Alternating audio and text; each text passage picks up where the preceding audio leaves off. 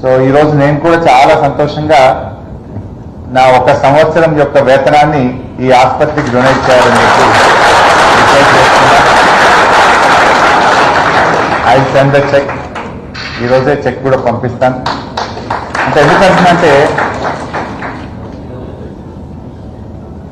ఈ ఆసుపత్రి సత్యసాయి సంజీవని ఆసుపత్రి ఇంకా ప్రాణం ఉంటుందో పోతుందో ఎలా అని కొట్టుమిట్టాడుతున్నటువంటి వారికి ఇది నిజంగా ఒక దేవాలయం. This is an temple. ఈ ఆసుపత్రిలోకి వచ్చినటువంటి వాళ్ళు దేవాలయంలోకి వచ్చినంత భావన కలుగుతుంది. దేవుడు ఎలా వరమిస్తాడో, నేను బతుకుతానో పోతానో అని ఇక్కడికి వచ్చినటువంటి వారికి ఈ ఆసుపత్రి ప్రాణ ప్రతిష్ఠ చేస్తాం.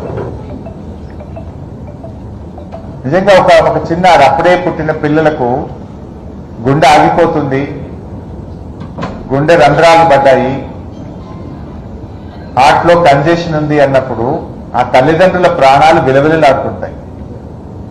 పేదవాళ్ళు, అప్పుడే పుట్టిన బిడ్డ, ఎవరికైనా బిడ్డ పుడితే చాలా ఆనందం ఉంటుంది. కానీ ఆ పుట్టిన బిడ్డ గుండెకు రంధ్రాలు ఉన్నాయి, ఆ పుట్టిన బిడ్డ ఇంకా బతకడం కష్టం అన్నప్పుడు ఆ తల్లిదండ్రుల ప్రాణాలు విలవిలలాడుతూ ఉంటాయి.